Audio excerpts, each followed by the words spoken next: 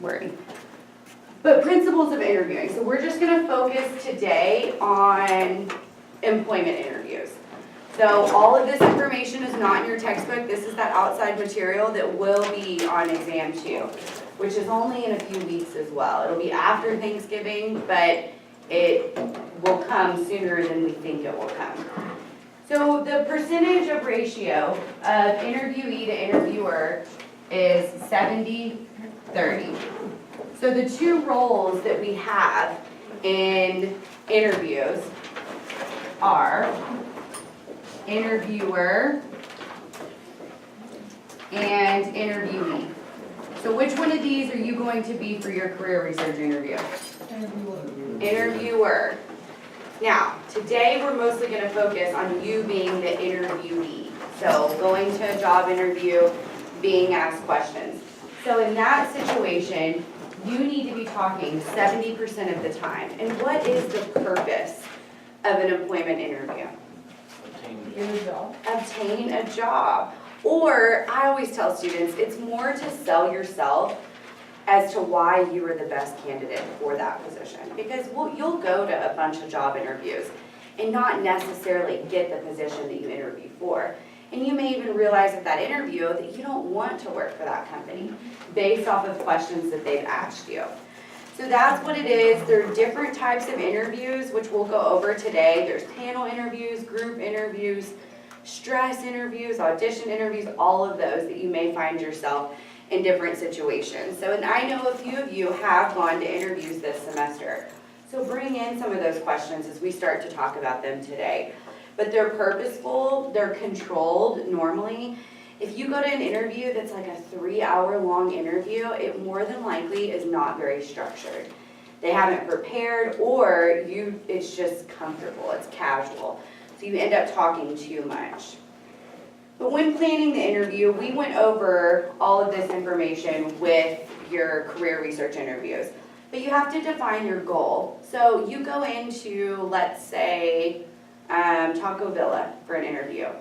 What position do you want at that company? Own it. Own it, okay. Maybe you're gonna go big. Maybe you eventually wanna be a manager. So even in that first initial interview, make it clear that you know you're gonna start out at an entry-level position, but you potentially want to become a manager. And you'll answer questions based off of that. So identify basically all of these things, the knowledge, like what do you know about the company beforehand going in? Always do your research. Was it Katie, you just went to an interview, or Kinsey? Me. Okay, so where did you interview at? We met at Starbucks. Okay, so you had probably more of an informal interview. They met at Starbucks. Probably, did you feel a little bit more comfortable because of the She location? came from Lubbock because she had like a client here or something. Okay, so you kind of knew beforehand. You had done a little bit of research, you had talked to the person, y'all set up the date and time. But think too, as you're doing this, what does your image look like? What did you wear to that interview? It's like a dressy kind of shirt thing. Because it Okay. wasn't like crazy business kind of, but, and then I wore like cardigan sandals, and I did my hair and my makeup. Okay, When we interview people at my gym I used to work at, we had to be dressed like business, like suit and tie for a Yeah. parent's position where you like wear sweatpants. well, and that was bringing me to my next thing, is sometimes we overdress for interviews. But Cabela's, which I think is closing in Lubbock maybe, I don't know. But when they interview employees, what do they wear to work every day? Jeans or khakis and like a button-up shirt. They don't dress professional, but they will only interview you if you dress professional. So you want that perception instantly the second you walk in the door to be like this individual or this candidate looks and acts professional.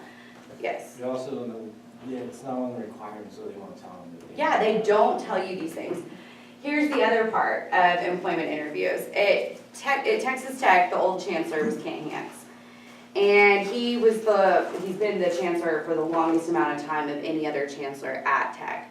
Well, what he did for his employees, and this is one of the highest positions, the ambassadors of the school that he's interviewing for, he would tell Whit, he would say, hey Whit, I want you to go hang out in the parking lot. Then he'd tell Kinsey, hey Kinsey, I want you to hang out in the lobby. And then he'd tell Tacey, I want you to hang out right outside of the building, like right when you come in the doors. He gauges you the entire time, from the time you park, from the time you walk into his office and shake his hand. He has all of those people report back to him. What were you doing in the parking lot? What were you doing? Were you nice to the employees when you walked in the door? Because sometimes we're so nervous that we don't think about normal hellos to the individuals who greet us as we walk in. And so many people lost that position because of what they did from the parking lot into his office. Creepy. It is kind of creepy, but that's just an example as to we don't know what these people are viewing us as before we even come in the door. Mind you, they're gonna do all the background checks and check your social media and all that other stuff, which I'm not gonna get into because I'm sure you know kind of the logistics of cleaning your social media and all of that. Something else that Kent Hance did is he actually would ask his interviews after they were done. He would have a big box of books and he would say, hey Colton, help me take these to my car. And he was shocked, about 50% of the interviewees would take the box to his car. The rest would be like, oh, sorry, I have somewhere to be, or they'd come up with some excuse as to not carry this heavy box of books to his car. And he's an old man, okay? He's like in his 80s. But that was how he gauged his potential hirees. And I think that's interesting to think about. So when you're thinking about the structure of the interview, typically you're not gonna know if it's gonna be highly structured, moderately structured, or unstructured, which typically every interview has some form of structure to it. Even those of you for your career research interviews, if you know the person, you more than likely are not going to have a highly structured interview because it's natural, you're comfortable around them. Whereas those of you who haven't met your candidate before or your interviewee before, you're gonna have more structure to it because you're gonna feel more comfortable having the resources right in front of you to gauge during the interview. But they don't always have to be super structured. I know when we interview candidates here at South Plains, we have a list of questions. Now we skip half of those questions because they don't always pertain to the person we're interviewing or the position we're interviewing for. So we have the structure, but do we always follow it? No, and it really depends on the position that's being hired for. So you have to decide for your career research interviews what structure you're going to use. And then prepare that list of topics. Now, for employment interviews, what of those areas that we talked about should you prepare for to be able to answer in an employment interview? Knowledge. Knowledge, but it's very similar ones. Your education. Why did you choose South Plains College?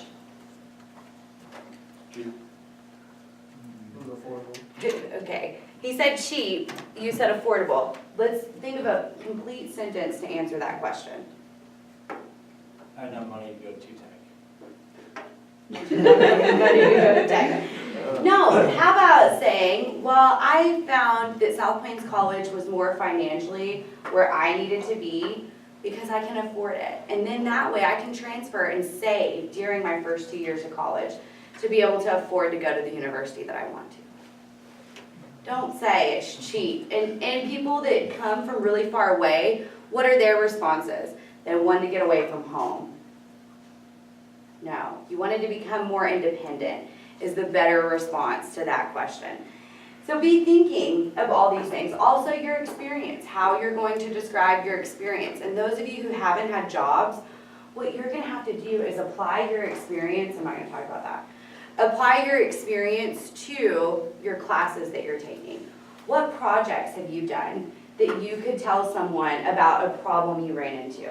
I know here in a few weeks when you start working on your group projects, you'll realize, oh, I can't stand this person in my group. Or, I love this person in my group because they're the ones that are keeping us organized, getting things done. So when preparing for the interview too, you want to think about where you're going. So if you're going to go to Starbucks, you might dress a little bit different than if you're going to go into their office.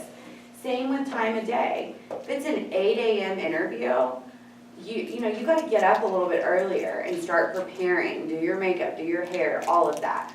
And research has shown that women actually need to put up their hair to be perceived as more professional. It's just kind of interesting because most of the time we think, okay, let's put our hair down, let's make it look nice. But it's easier to put your hair up if you have time to prepare that. So think about what time of day it's gonna happen and the schedules. We already went over this with your career research interviews too. In the places that have, or distraction-free and like physical location, where you sit versus them. Almost always at an employment interview, they'll be right in front of you. Now, there are those times where maybe it's a small back office in a retail store where you'll be sitting next to each other, but then you have to position yourself in a way to where you're talking to the interviewer, whoever's asking you questions, and making sure that you're making sufficient eye contact with them as well. So those are just some things for planning the interview. We already talked about conducting, like the beginning, your opening, your orientation, all of that. Who remembers what some of those steps were? What's the first thing you do? Introduce yourself. Introduce yourself. They're going to introduce themselves to you. Hi, I'm so-and-so. I'm the recruiter. I'm the hiring manager for this department. Here's a little bit about what I do within this company. Now you tell me about yourself. And within this is the orientation phase, where they're gonna tell you how long the interview is gonna be. Sometimes they'll even go over the structure. First, I'm gonna ask you some educational questions. Then I want you to explain your work experience to me. And last, I'm gonna give you a couple stressful or behavioral types of questions. And I wanna see how you respond to those questions. And I'm gonna give you all a couple today to kind of think about. It may not apply to you right at this moment, but it never fails. Students come back to me after the semester's over and say, I didn't realize how much that information would have helped me. You know, because it doesn't apply right at this moment. It will, within a couple months, apply to you. So in the orientation, they're gonna set up the ground rules, give you information that you may need, and here they typically, almost always, will tell you, hey, here's our benefits, here's our packages that we offer, even 401k, those types of things, right in the orientation phase. So then when you're conducting it, the role of the interviewer, so this is you for your career research interviews. When you go into an employment interview, you don't have to worry about this. You're controlling it. You're gauging and asking the questions. So your main purpose is to listen actively, doing those prods, yes, elaborate, rephrase that question. Those are all the role of the interviewer. But you have some roles as well in employment interviews. And since we already went over this information last week, I believe, whenever I assigned your career research interview, I'm just gonna focus on you as the interviewee.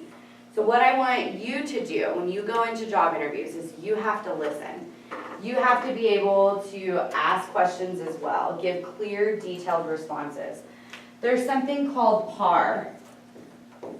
For every question that you're asked at a job interview, one of the most common questions is, what is your greatest strength? So someone right now tell me, what is your greatest strength?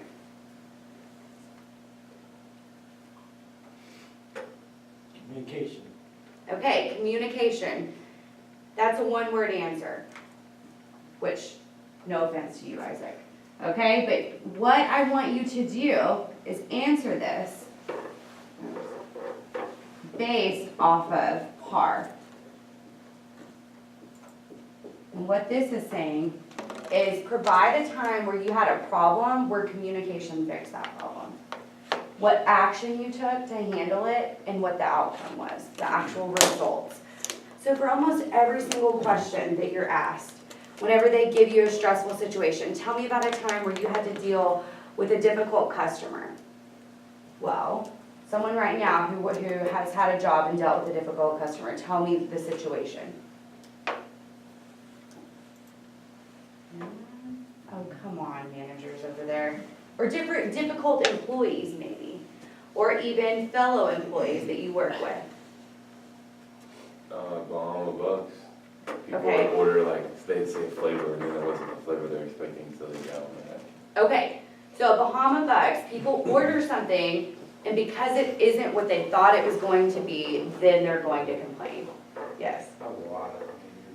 Well, when you think about it, you do, and that's what you have to think about before your job interviews, to be able to answer those kinds of questions. So when asked that situation, Colton might say, Well, one of my greatest strengths is I'm able to communicate and calm people down. Take, for example, one time when I worked at Bahama Bucks, I had a customer come in and ordered the wrong flavor, or ordered the flavor that they wanted, but it ended up not being exactly what they wanted. So what did I do? I remade, maybe you didn't, maybe that's not exactly what happened, but I remade them another snow cone that they liked. The results were, they were happy. The customer left happy and said, hey, I'm gonna rate you well on Yahoo or Google. So that's an easy question, pretty easy, as long as you prepared it beforehand and thought about it. So give clear, detailed answers, not one-word answers. And then anytime there's a misunderstanding, clarify that and be honest. I lied one time in a job interview, and at the very end, because I couldn't think of a situation, they asked me a really difficult question, and the whole interview had gone really well, and I got to that moment, and I was like, well, my friend had this happen, so I'm going to say I had it happen. Now, what did I do at the end of the interview? I told the person that I lied about that. Okay, but I got that job, even though I lied. They offered me that position because of my honesty. And at the end of the interview, I had thought of a situation that I had handled myself and was able to give them a response to that. And the last part is you. You always have to go in with additional questions to ask. So what do you ask at the end of your interview? Are there any concerns that you have about, Hiring me? yes, Okay, so I always say come up with 3. So that's 1. Are there any concerns with hiring me? What else? when would I be expecting a call from? What is the timeline, or when can I plan to hear back from you? What's another one? When do we start? What's funny about that is if you go into sales, if you want to be a medical sales rep, if you don't ask that, they won't hire you. Now, most of us would never ask, when do I start? That's kind of pushy. But if you're in sales, you have to ask that. Or, is there any reason I'm not going to get this job? And tell me why. I always ask, what qualifications do you feel that I'm missing or that I meet the expectations for? And they'll tell you. That question, it's kind of like how Kinsey worded it. That always catches them off guard. Now, what else can you ask? You have to ask 3.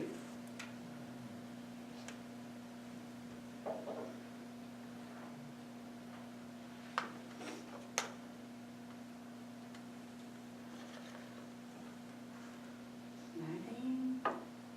Thank you or something? No, you don't want to say thank you. That's more like career research interviews, and that's at the very end. You might want to ask things about travel, or maybe they haven't told you exactly what this position's going to do. So ask, what exactly would I be doing in this position? If they haven't answered that at that point, okay? Because more than likely they have. Or, is there any travel included with this job? If so, how much?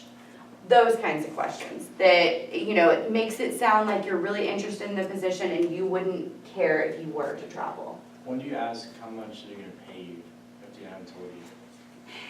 That's kind of really more after you've been offered the job, okay? And I know that sounds crazy, you don't always want to ask that, but you can at the very end say, well, do you know what this position is going to be paid?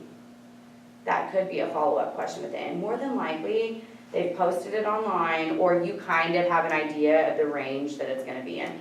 But a lot of times what they'll do, and I'm going to get to that here in a second, is in the very beginning of almost every employment interview I've gone to, at least after I graduated with my bachelor's degree, they'll ask you, what pay do you want? Now, when they ask you that, how do you respond to that question? 45,000. Okay, you should have done your research first of all. But what I always tell students is create your budget before you go into an employment interview.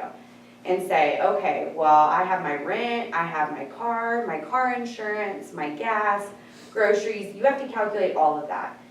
And you have to find your average that you need to make. And I always typically would say, okay, so let's say that your income ends up being a month that you need, your salary would be like $30,000 a year. We'll say 30 to 35, give them a range, or 35 to 40. But if you go into a job and it's an entry-level position with the requirements of a bachelor's degree, and you say 45,000, that right there might tell them, okay, we don't want this person. And that's why they ask it in the very beginning, so that they can weed out all those people. And typically it's a phone interview where they ask you those kinds of questions. So then at least they don't have to actually see your reaction to those types of questions.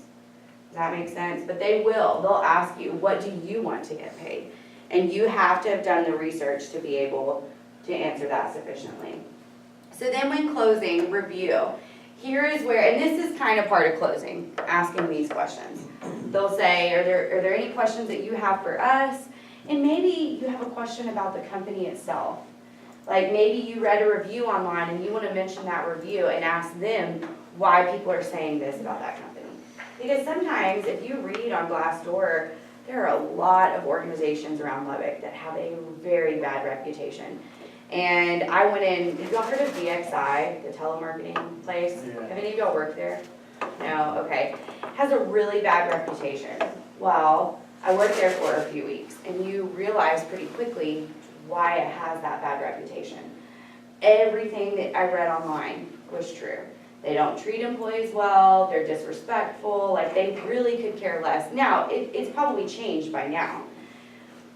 Maybe it hasn't, okay, but you get the picture. So in a situation like that, what I should have done at the end is, well, I read that y'all claim to offer really good health insurance.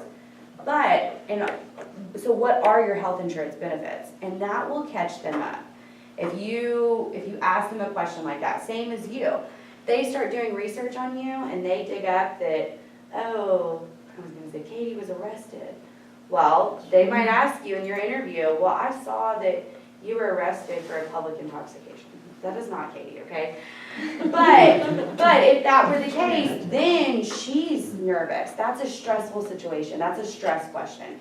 But trust me, it happens all the time. We do research on people that we hire, and we will always find a situation where we could ask a I question feel like like that. reading AA chips and said it was so many years. And be like, You could. No, don't lie. Don't lie to them. Did y'all hear Isaac? He said, what if you bring in AA chips and say, well, hey, I've been sober, for a really long time. Well, then they can probably find out if you're going to AA meetings too. So don't, be honest, but be prepared to answer questions along those lines. And then always conclude with pleasantries. So before your interview, what I want you to do is clean up your online identity. You know this. Take off any inappropriate pictures. Make sure that when you Google your name, that everything that pops up is based on you. And I tell you all this because my identity was stolen once. And what this person did with my credit was crazy. It took almost 5 years to get it all cleaned up. Well, some companies run credit checks because they want to see how you spend your money and where you're going to spend their money sometimes. Why they do that. So Google your name, run your background check, so that way you know what is on there, so then you can be prepared to answer a question like that. Well, hey, I saw that this happened to you one time. Then, when you're contacting employers, we've already gone over cover letters and resumes. If you're interested in a job that may not always be posted, like maybe I had a student last semester that really wants to be a professor here at South Plains. And it's in the mechanics, so you don't have to have a master's degree to be an instructor over there. So what I told him to do is faculty here pretty much sticks around. Very seldom do you get a high turnover rate here at South Plains. Now at Tech, professors come and go. But typically around here, that's not the case. So I told him, I said, leave your cover letter and resume. So then that way, at least, even if it's 5 years from now, they still have that on record. So when contacting these people, let them know, like, hey, I really want to work for this organization. Although I'm not going to graduate for 3 years or 2 years or whatever it might be, you've already put your foot in the door. So this is pre-interview steps. You can go ahead and do this too. If there's a company that you really want to work for, I encourage you, Work on that resume and cover letter, make those changes, bring it back to me next semester. I'm more than happy to look over it and give you additional feedback, so then you can go ahead and send those out to people. Some other things that you want to prepare for are the types of interviews. So panel, this is where you have anywhere from 2 to 10 people asking you questions. I personally like panel interviews because I don't have to look at the same person the whole time. I get to make eye contact with all these different people. Now, let's say that you go into a panel interview and half the people are on Skype, on TVs. Where do you look? All different times. The camera. It's a trick question. Camera. You look at the camera.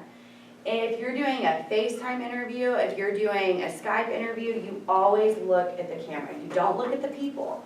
You look at the camera. And I know it's so hard to do. The first time I ever had an interview with Skype people, all I was doing was looking at the person that was interviewing me and asking me questions. Well, then when you look at yourself, it looks like you're like in La La Land because you're looking at all these other places, all these other areas. So that's just one example of a panel interview. Most of the time, it's in a situation where they're all in front of you. There's 3 or 4 people, and they're asking you different types of questions. Stress interviews, these tend to be those stressful questions, like why did you get fired from your last position? Can they find that out? Yeah, oh yeah. On them or like? Yeah, and sometimes they call your past places of work, sometimes they don't. But if you were fired for like something really bad, don't put it on your resume unless that's your career. You know, you're an engineer and you got fired from ConocoPhillips. Well, they're gonna know that information. So they might ask you why you were fired, and you can think of a good way to answer that question. Even if it was a bad situation, and whatever you do, don't bash the company as you're answering those questions. Because that's what they're going to know you will do about them if you were to lose your job there.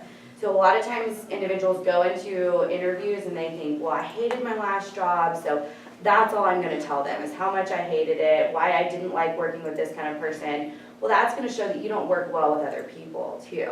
So be aware about how you answer questions, and typically with weaknesses, that's one of the responses that students tend to do as well. One of my weaknesses is I don't work well with other people.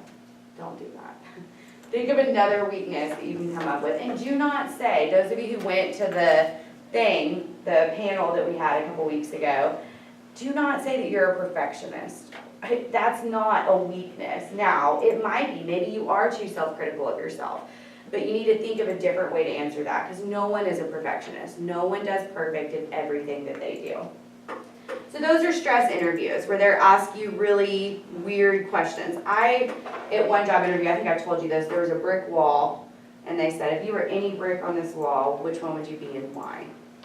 Well, that's stressful. Just like I had a student interview at, I think it's Citibank here. There was a glass jar on the guy's desk, and what does the guy say? If you were anything in this jar, what would you be and why? Takes you a second to think about it, but what would you say to that? Bottom bricks on the foundation. You're the bottom brick because you're the foundation. Now what about the empty jar? What's in the jar? It's empty. If you could be anything in that jar, what would you be and why? The jar, The jar, why? because it keeps everything together. Because it keeps everything together. Look at Michael. Someone else, what would you say to that? I'd be $1 million in the jar, Why? that'd be worth money. To be worth money. So be thinking, what kinds of, I have a whole book on Google. If y'all seen the internship, it's in my office, and it's all the different types of questions. Like, if you were a nickel in this blender, tell me why. You know, that's just bizarre, you know? Like, you don't know how to answer that kind of question. But they will. That's stress, that's putting you in stressful situations. Now, there's a difference between stress interviews and behavioral interviews. Behavioral, or what would you do if you caught an employee stealing? Beat 'em up. HR. What? Report to HR. Report them to HR. Why? It's violation of something. Okay, what would someone else do? Someone Tell your manager. Maybe you would confront that person yourself. So So that's behavior. What would you do in this situation? Kind of like the example I said earlier, even with, tell me a time you've had a problem at work and how you dealt with that problem. All of those are different types of interviews that you may find yourself in. And the last one is an audition interview. This tends to be more for teachers, musicians, those kinds of things. When I taught here, I actually interviewed in this room, and there were about 10 people in here. And that's stressful. I mean, you're like, oh my gosh, it's hot. Now, I had a friend who was an elementary school teacher in the Dallas area. Well, what happened to her? She came into a room like this, and she was teaching like lower elementary school kids. They set up a camera, probably right about where Michael's sitting, and that was her teaching presentation, was on a camera. What they did with that, they sent it to every single school district in that district, which was basically every place that she could work. So she got one chance at that interview. Now, she did well, she got a job at one of the elementary schools, but that's some different types of interviews that you may find yourself in. And none of them you can really be prepared for. Like in that instance, she wasn't prepared for that. I was. They told me, you will be giving a teaching presentation in front of this many people. Now, they didn't tell me the exact number, but they gave me a range of people. So be prepared for any of those types of interview situations that you may find yourself in. Think constructively, do your power poses like we talked about earlier in the semester. That will make you feel better. And then dress and act appropriately. So dress professional. There are those occasions, if you're gonna go, now like Isaac said, at the gym he used to work at, they want you to dress professional no matter what. Well, some places, if you're gonna go work at a daycare, they want you to dress more casual and dress to what you would wear every single day. With the different types of interviews too, there's a daycare in Lubbock that the owner literally, whenever he interviews the people, and he's an older man, he says, talk to me like I'm a 2-year-old and tell me how you would play with me. That's creepy. It's awkward, but you have to do it, or he won't hire you. So you're like, hey, let's go play. You know, you gotta think of, okay, well, what constructively, what activity can I come up with? I know, it kind of got inappropriate. A little bit, but you get it, that's stressful. No one wants to have to talk to an old man like he's a kid. I had an interview at World Finance, and it was right next to Little Caesars. I had to go in my Little Caesars uniform, and I felt really uncomfortable. Well, and that's a time where like when they're trying to plan your interviews, I would have told you like reschedule it. But then you don't want to reschedule it. That's the only time that they have for you. Yeah, because I told them, I was like, well, I'm off tomorrow now. Like, well, let's just go ahead and get it over with. And then she like planned it like perfectly, so then I had an interview and I literally like walked next door and I was like, I also tell students, if you're gonna go in and take in an application, dress as you would for that interview. Just because you never know, they may look at that application and say, okay, well, let's go back here and I'm just gonna ask you a few questions. Now, that's not as structured, it's not a highly structured interview, but you're not prepared for it. You didn't get a chance to think, what am I good at? What do I need improvement on? What are the situations that I've found myself being able to problem solve or being able to use a certain type of software that they may ask me about? So here are kind of the key questions that you can prepare for throughout any employment interview. So your educational background, why did you choose this school? Why did you choose your major? What do you want to do with your major? And when they say, tell me about yourself, what are they wanting from you? What qualifies for the job? Kind of. A lot of times they're wanting you to go over your resume. Tell me about yourself. Well, I'm a student at South Plains College. I've had about 4 years of work experience. I've worked in retail, I've worked in restaurant management. You know, just briefly give them kind of a history about yourself. A lot of times students think when they say, tell me about yourself, they're looking for your hobbies and your personal life. In interviews, stay as far away from personal as you possibly can. What they ask you about personal though? I'm gonna get to that in a second. They may ask you about personal. I know one time I had gone through 4 stages of an interview. So I had a phone interview, a FaceTime interview, went into the company, and then I had the last final interview with like the president of the company. What does he ask me? well, tell me something that we don't already know about you. Well, I had answered every question in the book at that point.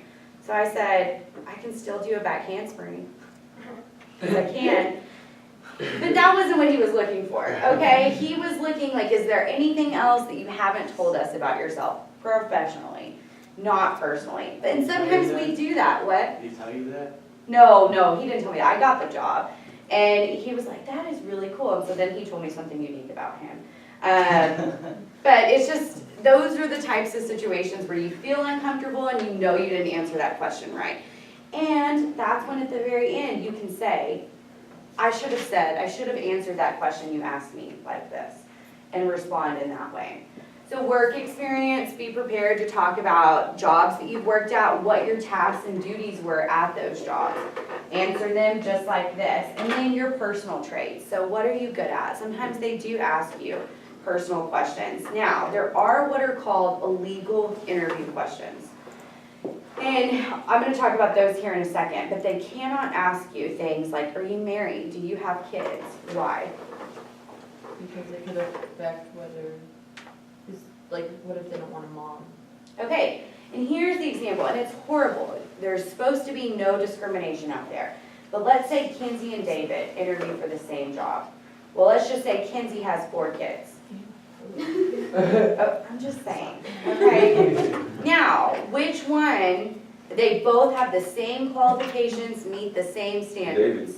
He's doing a good job. She has baggage. I do. Well, not that you have baggage, but they're gonna, because David might have kids too.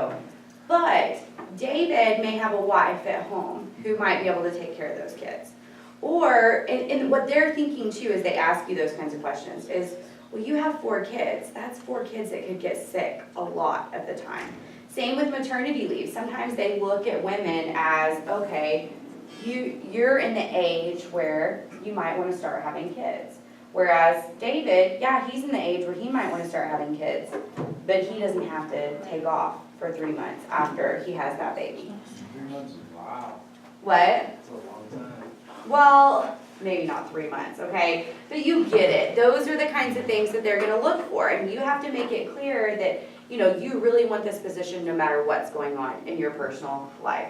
And then have knowledge of the organization and the job posting. When they ask you at the very beginning, what do you know about us? Do not say, I don't know, or you tell me. Like, know a little bit about that company and what they do, especially the job that you're interviewing for. When you graduate, you will interview for so many jobs. Keep a running record of them. My friend who is an HR recruiter, she'll get emails from students or people that are coming in to interview, and they say, what was the job title again? Because even though you're an engineer, every company you work for calls that title something different. So you need to keep track of it. And she hates getting those emails because she's like, you don't remember what job you applied for? But it's not that. It's just that, okay, well, I applied for a communication analyst here. Well, I applied for a communication coordinator here. Similar positions, but different companies, different job titles. So do your research beforehand on those organizations. During the interview, respond to questions enthusiastically. Don't be real monotone. This is where your vocals come in. You have to change your voice. You have to change your volume, your pitch, all of that when answering questions. And then the biggest one is be honest. Don't over embellish or don't lie about certain things. And you will find yourself, just like I did in that situation where they asked me about, I was a manager for a really long time at a gym in Lubbock. And they asked me about how I had to deal with a difficult customer. Well, for the most part, I got along with most of the people who I supervised. I very seldom, unless they were late, had a whole lot of issues. Well, my friend had had an issue with one of the other managers, and so I used that as an example. But then you think of it later on. You think, okay, well, I did have a time where one of my employees came to me and argued and said, hey, I didn't get paid, or you didn't pay me for this weekend. Well, that was because you didn't work this weekend. You worked the weekend before, or whatever it might be. So then you tell those situations. You tell those stories about planning time schedules, how you pay people, any book work that you've done, all of that, but be as honest as you can. Emphasize positive too, avoid criticizing others and other organizations that you've worked for. Even if you hated it, find the positive in those companies. So someone right now tell me one of your jobs that you've hated. Job now. Your job now, okay, what do you do? I'm an automotive technician. Okay, an automotive technician, what do you not like about it? Cars are heavy. Cars are heavy. Well, yeah. I guess the volume of work, so I do a lot of cars, I do a lot, like more than I'm supposed to do by myself. Okay, so right there, one of the reasons he's unhappy is because he's probably taking on the work of 2 people instead of 1. So when you're explaining that, you're not bashing the company or what you do. You're saying, well, I found it difficult at my last job to get the work done sufficiently or up to par because I was doing too much work. That's not criticizing anyone or a company that you work for. I was just gonna list the company I hated that I worked for. I thought you were still asking. Okay, go for it, Cole. I worked at Bosworth. Boz, It's what like is that? A sheet metal shop. Okay. I put insulation in. But see, don't ever name that company. Say, I was an insulator technician at one point, and one of the things that I found that I don't work well in is I don't work well under a micromanager. Okay, where they He's tell- also a micromanager. He's Well, also a midget. but that's a good one that a lot of people have had those experiences where you've had that manager that literally hovers over you. You don't want that whenever you work. You want that manager that you can go to with problems when you have them and can communicate that information, and then they'll help you get it done. But you don't have to go to them every single day.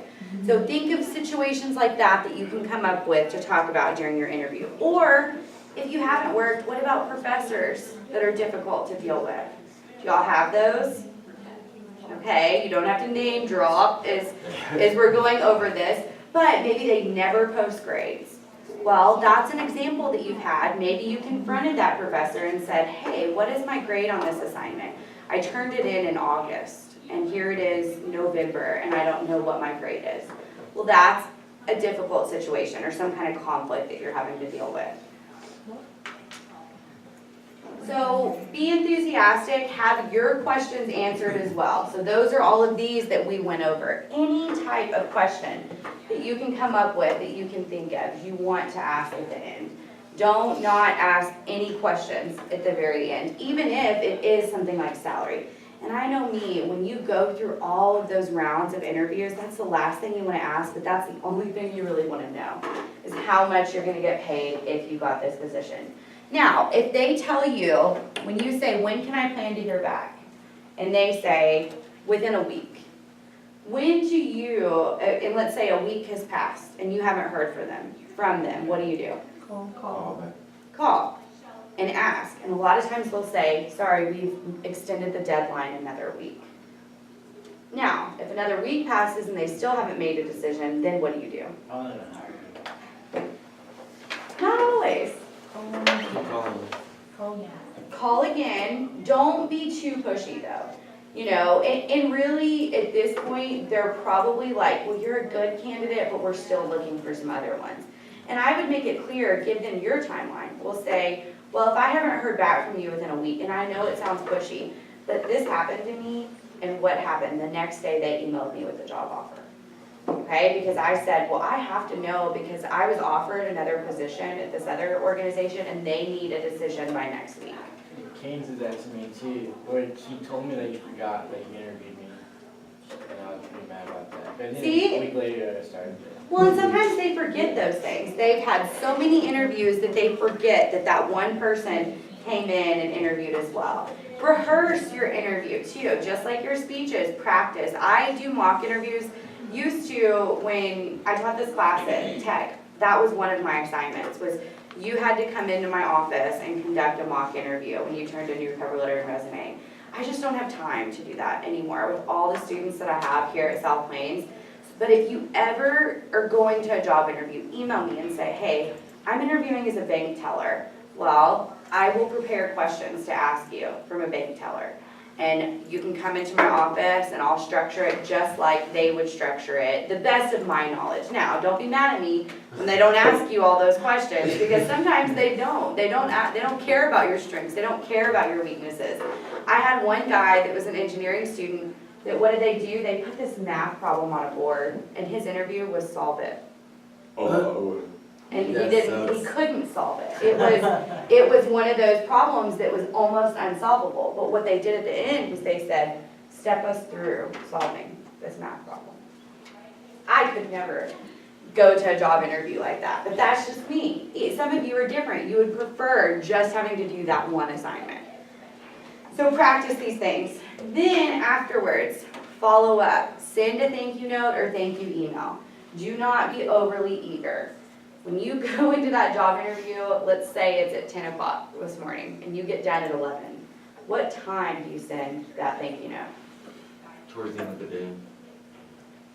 I would even push more towards the next morning. But if you do go to a job interview, like let's say it's this morning, do follow up this afternoon and say, thank you so much for, taking the time out of your day to interview me. As a reminder, here are my qualifications. I told you how I'm a great manager, I'm a great communicator, whatever it might be, say all of that in your follow-up email. But typically you do it within 24 hours. What? Sound like one of those fruit baskets online. Fruit baskets, don't do that. Okay, now, like, if you're way into the interview process, maybe you could send them like a Starbucks gift card or, $5 or something like that. But, don't look desperate. Because sometimes that's a deterrent for employers, is they say, okay, I don't want this person, they're too eager. Now, there's an attorney in Lubbock who, when he interviews people, he expects you to follow up, call back 3 times before he gives you the job. Now that's excessive to me. Would I call back 3 times? Probably not. To say like, hey, have you made a decision? Hey, have you made a decision? And then the 3rd time you call, they say, yeah, you got the job. That's a little extreme to me, but there are those people. So just think, kind of gauge it when you go into the interview. What is your perception of them? Because that will tell you how to approach that situation. But reminds employer of you. It also, anything that they promised you, say in that email. They promised you were going to hear back within a week. At the end of that email, say, I look forward to hearing from you next Wednesday or next Thursday. Yeah. You sound eager, can you pay less? Do you pay less? I mean, salary is one of those things that they can pay you less based off of your qualifications. I don't think they would pay you less off of over-eagerness. But who am I to say? Here are the illegal questions, okay? BFOQ stands for bona fide occupational questions.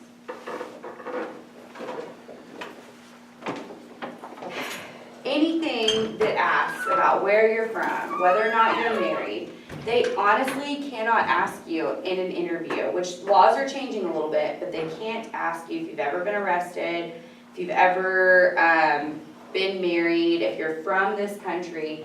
But where do you answer those questions? On the job application, typically. So in a face-to-face situation, they should not ask you those, but trust me, they ask them. Okay, now here's what you can do. If you know, and I have a whole list of illegal questions if you're interested. Like they can't even ask you if you own your home or if you rent, because that is discrimination in itself. Like if Whit owns a home, well maybe he's more financially stable than David. Well no, that's not always the case for people who are homeowners versus renters. Also, immigration laws, all of that they cannot ask you about. So if you're asked a question like this, you can answer it without objection. Most of the time, that's what I have done, but it depends on how comfortable you feel with the person, with the interviewer who's asking you questions. You can also refuse to answer, but what does that show employers? That you have something to hide. That you're hiding something. So I always tell students, if you want to refuse, which you can, just know that that could potentially be a mark on you for not being offered that position. So you can refuse to answer, or you can seek an explanation. Like, what is this information needed for? That's what I would personally probably say. They ask me, are you married? Well, why is this relevant to this job position? And maybe it is, because I was asked a question like that at one of my interviews, but it was because I was gonna be traveling 80% of the time. So they really wanted to know, do you have a family? Do you have kids? Because that would hinder whether or not you could be home with your husband, wife, and kids. Then you can redirect the question. This is kind of awkward, but so they ask you, hey, are you married? Well, you can say, you can just redirect it and say, are you married? Don't do that, okay, don't do it. It's really hard. There are other situations where it's easier to redirect those kinds of questions, or say, can you repeat the question and may I ask you why this information is necessary? So that in itself is kind of redirection. It's very similar to transitions within your speeches that we've talked about. So those are illegal questions. Just know that you do not have to answer questions that you feel are too personal about your life. Some last things are ethics of interviewing. When you are the interviewer, if you ever find yourself being a hiring manager, you cannot promise your interviewees that they got the job. So if you've ever gone to a job interview and they've said, hey Junior, you got the job, but we're still gonna conduct a few more interviews. They shouldn't do that. Now, all of us have found ourselves in a situation where we've been hired on the spot. That's different. If they hire you, offer you the paperwork, all of that, that's fine. But if they promise to notify you within 3 days and then don't ever notify you again, they shouldn't do that. Just like you, when you're conducting your career research interviews, don't promise them that you're going to contact them in the future if you know you're never going to contact them again. So only make promises that you can keep. Keep confidences too. They should never disclose information that you tell them during your interview with anyone else. Minus if it's pertinent to, like maybe they'll report it to the person in charge of that department, but they shouldn't tell any personal information about you that you've disclosed. Allow that if you are, like even whenever you're conducting your interviews, allow them to respond freely, no matter if you agree with them, disagree with them, if you like the answer that they're giving you, dislike the answer, you have to give them the freedom to respond freely. And the last is treat every interviewee with respect. Sometimes we really do base kind of off of stereotypes. So if you, let's say that right now that Isaac is interviewing or he's hiring someone right now. Well, when he's interviewing each person in this class, he cannot discriminate against you or should not discriminate against you, but it happens. And I hope that you're able to pick up on if that's happening or not, because you can report that kind of information. Who do you report that to? The Better Business Bureau at the local area, or you can hire an attorney and report it to them and file a lawsuit. A lot of times if you work within a company, you'll report that to HR, the Human Resources Department. Maybe like after you're hired? Yeah, that would be after you're hired. So really an attorney or the Better Business Bureau. But what you'll see, this is why I'm telling y'all, do research on those companies. Because there is so much online that you will find out about companies that you're like, I don't want to work for them. Because they discriminate. Or they treat certain employees a certain way based off of gender, sex, whatever ethnicity they identify as. All of those things are ways in which we're not supposed to discriminate, but it happens on a daily basis. The last thing is you as the interviewee. If you are not qualified for the position, do not waste their time. Don't apply for it. Just like if you're overqualified, which also brings me to what happens when you get that email that says, sorry, we went with another candidate because you're overqualified or you don't meet our qualifications. What do? Sorry for wasting time. No, you don't say sorry. If they say you don't meet our qualifications and you feel as though you meet every one of those qualifications, you respond back and ask, why do I not meet the qualifications? Or what am I missing? Because they should be able to tell you that. If they went with another candidate that was more qualified, they'll say, okay, well, candidate A had 5 years of grant writing experience versus you who have 1. And they'll tell you, hey, maybe go get an internship, or go work as this title or this position somewhere to get you that experience that you need, because that's what ends up happening a lot of times. When you graduate with your bachelor's degree, you realize that you have all this experience, but it's not the experience that a lot of employers are wanting. They're wanting that actual work experience, not educational experience. Okay? So don't waste their time, don't apply for jobs that you're not qualified for. And then the last is don't misrepresent facts or positions. Sometimes we embellish, we really do. I've done it plenty of times, but just try to be as honest as you possibly can. So what questions do you have about interviews? There's bound to be some.